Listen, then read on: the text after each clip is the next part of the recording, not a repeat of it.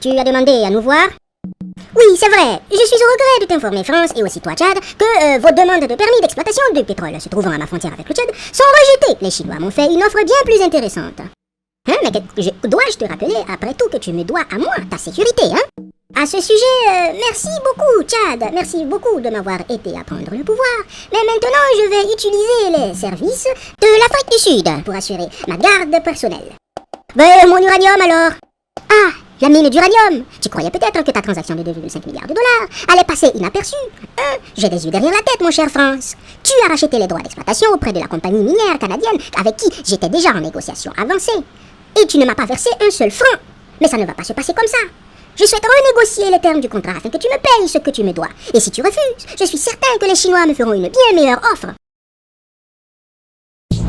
Au nom de la liberté des accords non respectés par le président François Bozizé, au nom du diamant, je veux dire du peuple, enfin tous les deux sont tout aussi précieux l'un que l'autre, et doivent être très bien exploités pour le bien de et choyés. Et aussi parce que le chien est mort, nous allons descendre sur Bangui et libérer le pays du dictateur François Bozizé. Nous tenons à remercier nos partenaires. Chut, bon sang, tu parles trop. Allez-y, me cherchez Bangui.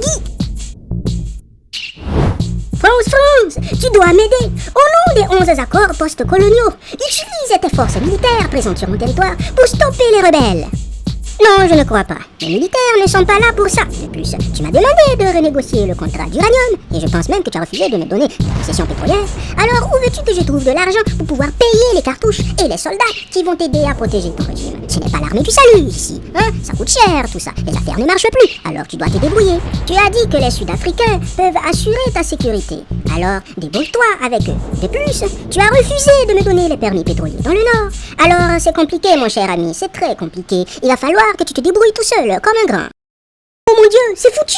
Je ne peux pas défendre mon pays, je ne peux rien faire. Mon armée est trop faible. Sans la France et le Tchad, je suis foutu. Il va falloir que je fuis le pays, il n'y a plus rien à faire.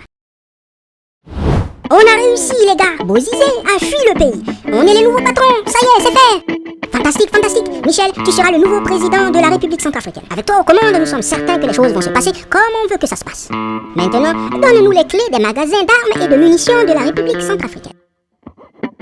Eh bien, vous serez sage avec, hein, vous serez sage. Pas de bêtises ou d'exactions contre les populations, n'est-ce pas? On est bien d'accord. Oh, t'inquiète pas, on sera sage comme des images. En tout cas, on ne connaîtra pas plus de bavure que ton propre groupe armé à toi.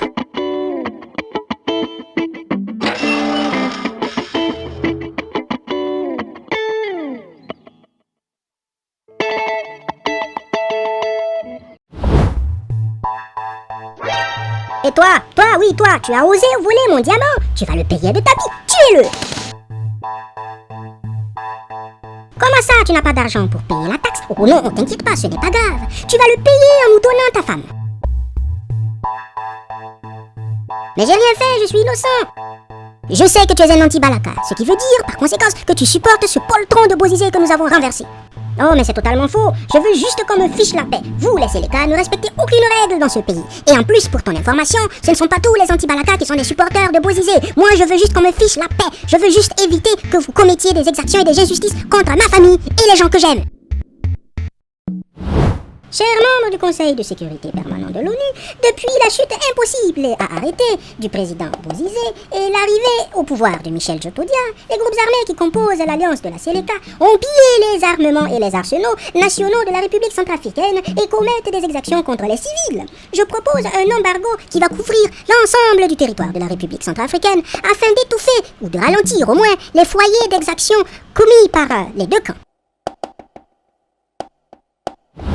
Pourquoi vous m'empêchez d'acheter des armes au même titre que les rebelles, voyons?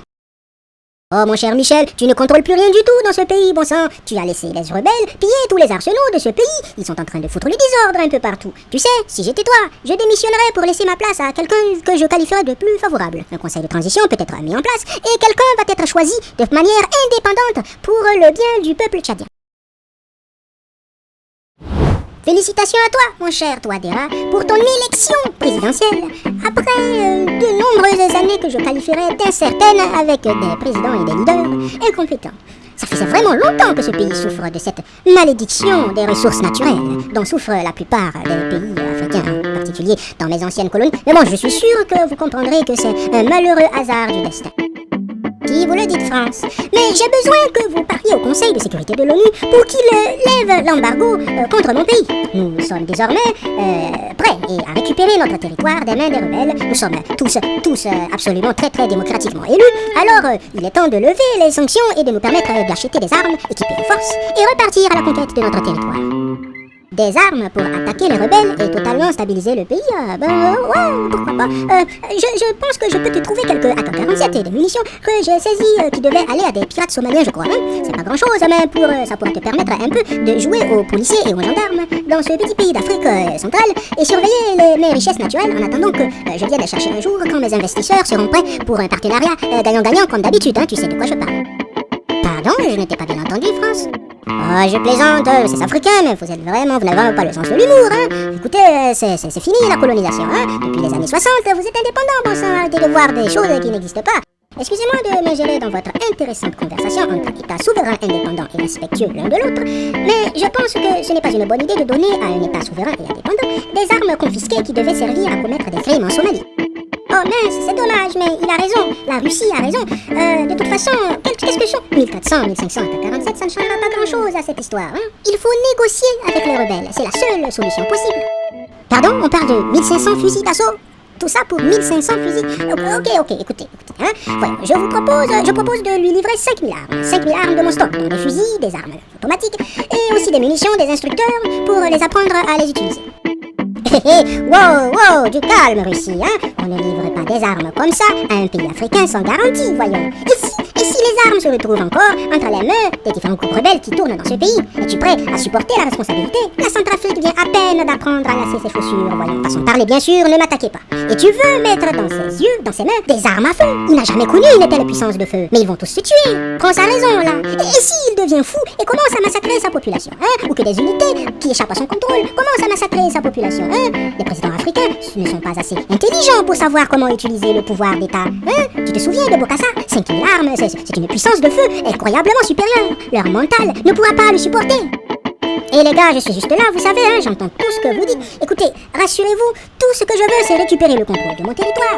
Vous allez vraiment me refuser ce droit et m'empêcher de m'équiper pour récupérer l'intégrité de l'État. Je suis le président, voyons. Ma première responsabilité, c'est d'avoir un État intègre. Je ne peux pas avoir un État qui est occupé par des rebelles.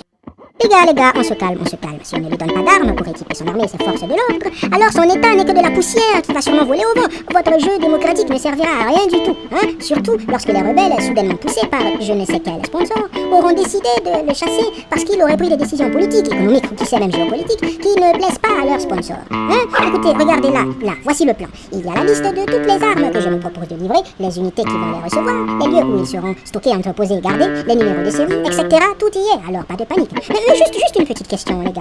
France propose de leur donner des armes saisies qui sont en fait des pièces de conviction, et vous ne dites rien. Et quand je propose de donner des armes issues de mes propres stocks officiels, les stocks de la Fédération de Russie, vous exigez des garanties. Vous ne trouvez pas que ça fait un peu trop de poids, de mesure?